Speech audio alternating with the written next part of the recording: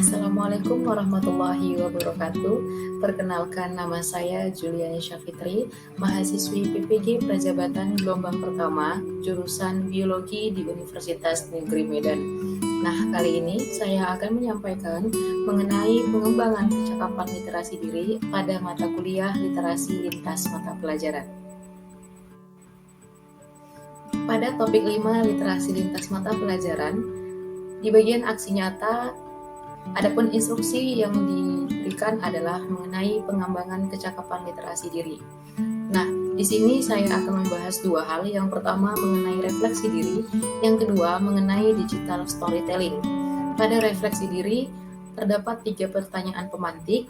Yang pertama, pemahaman yang didapatkan setelah mempelajari konsep literasi pengembangan diri. Yang kedua, manfaat literasi dalam kehidupan.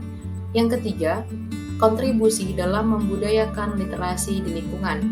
Untuk digital storytelling, yang dapat saya sampaikan nantinya adalah yang pertama mengenai pengalaman proses belajar literasi, yang kedua, harapan kontribusi di dunia pembudayaan literasi.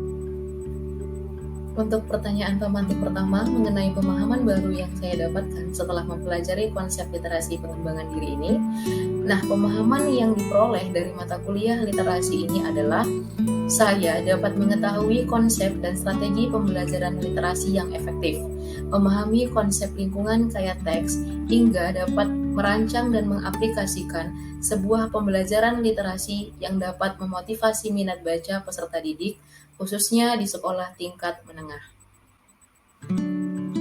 Adapun alasan literasi sangat berpengaruh dan bermanfaat dalam kehidupan, menurut saya, literasi sangat bermanfaat dalam kehidupan, terutama dalam menjalin komunikasi dengan lingkungan terdekat hingga masyarakat luas, di mana literasi juga sebagai dasar bagi pengembangan pembelajaran yang efektif dan produktif yang memungkinkan peserta didik terampil dalam mencari dan mengolah informasi yang dibutuhkan dalam life skill abad ke-21. Manfaat literasi menurut saya, yang pertama, menambah perbendaharaan kata dan kosakata. Yang kedua, menambah wawasan dan informasi. Yang ketiga, mengoptimalkan kinerja otak karena sering digunakan untuk menulis dan membaca. Yang keempat, menjadi lebih kritis terhadap suatu informasi yang diterima.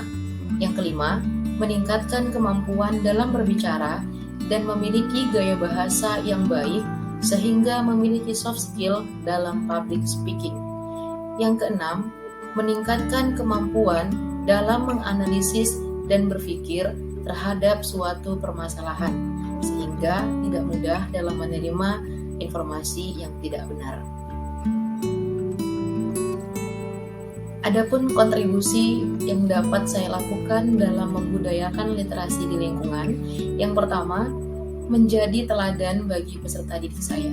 Yang kedua, sebagai guru di sekolah, saya akan memajangkan hasil karya berupa pohon motivasi atau literasi peserta didik secara rapi dan menarik agar mereka dapat termotivasi untuk selalu membaca buku.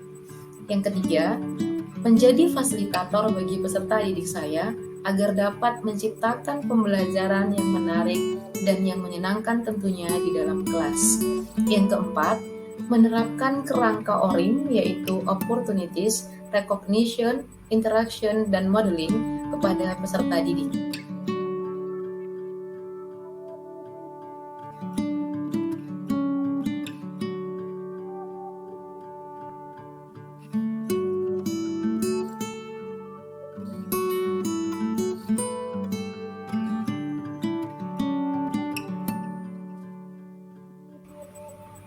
Pengalaman belajar literasi saya hingga saat ini diawali dengan rasa senang untuk belajar bahasa Indonesia, kemudian mengikuti lomba membaca puisi, selanjutnya melatih membuat karya tulis ilmiah, dan juga menulis buku bunga rampai yang berkenaan dengan inovasi sekolah.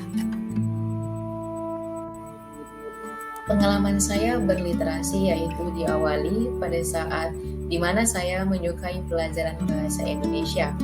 Hal ini Dikarenakan guru bahasa Indonesia saya sejak duduk di bangku sekolah dasar itu selalu mengajarkan dengan penuh semangat dan juga menarik, di mana pembelajaran yang dilakukan selalu berpihak kepada peserta didik. Guru sering memberikan contoh-contoh yang kerap sekali berkenaan dengan lingkungan sekitar, dan guru juga mengajarkan bagaimana caranya dalam menemukan ide ataupun gagasan dan makna dari apa yang telah dipelajari ataupun dibaca. Kemudian, guru juga sering merekomendasikan bacaan-bacaan yang menyenangkan, mulai dari majalah buku, novel, cerpen yang ada di koran, dan sebagainya. Sehingga pada saat itu membuat minat membaca saya semakin tinggi dan tertarik dalam berliterasi. Mengikuti lomba baca puisi. Pada saat duduk di bangku SMA, saya sering mengikuti perlombaan membaca puisi dan juga pidato bahasa. Perlombaan tersebut dilaksanakan di tingkat sekolah aliyah. Nah, jadi perlombaan ini dilaksanakan di sekolah kami, yang mana pada saat itu mengundang beberapa sekolah yang berada di sekitar lingkungan sekolah dan juga mengadakan beberapa mata lomba. Nah, pada saat itu saya tertarik untuk mengikuti lomba dalam membaca puisi dan juga pidato. Hal ini bertujuan untuk mengetahui kemampuan saya dalam membaca puisi dan juga berpidato. Sebelumnya saya juga sudah meminta izin kepada guru bahasa Indonesia apakah kira-kira saya mampu untuk mengikuti perlombaan tersebut atau tidak. Dan alhamdulillah guru bahasa Indonesia memberikan kesempatan kepada saya untuk mengikuti perlombaan tersebut, dan akhirnya saya juga mendapatkan apresiasi juga reward ataupun penghargaan dari perlombaan tersebut.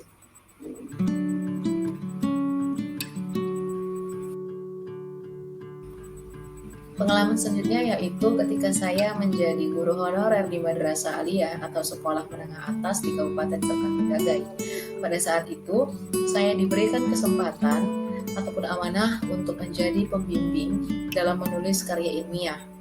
Kemudian, saya melatih beberapa siswa untuk menulis karya ilmiah, baik berupa esai, proposal, penelitian, hingga laporan penelitian.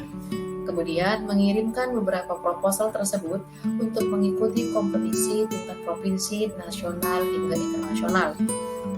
Nah, karena seringnya saya melatih ataupun mengajarkan peserta didik dalam membuat proposal ataupun karya ilmiah, membuat saya semakin rajin untuk mencari literatur-literatur yang dapat dijadikan sebagai referensi untuk menulis proposal tersebut.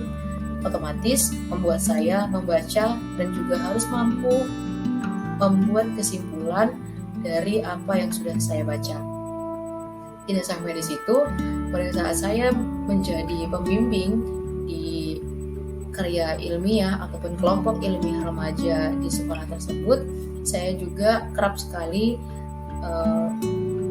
meminta kepada peserta didik untuk melakukan review jurnal.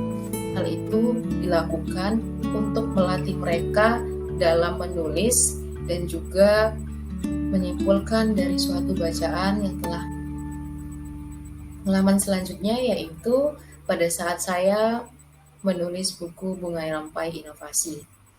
Nah, waktu itu saya diberikan kesempatan untuk menjadi bagian dari penulis buku yang berisi tentang keunggulan dari tiap madrasah atau sekolah. Pada saat itu, saya menulis tentang hasil capaian madrasah kami mengenai prestasi di bidang inovasi dan riset, juga budaya-budaya yang ada di sekolah. Kemudian buku tersebut dipamerkan pada saat pelaksanaan Expo Madrasah Sumatera Utara di tahun 2020. Buku tersebut memberikan rasa ketertarikan terhadap orang-orang untuk membacanya, karena di dalam buku tersebut berisi tentang prestasi-prestasi dan juga tips dan trik agar memiliki prestasi di madrasah masing-masing.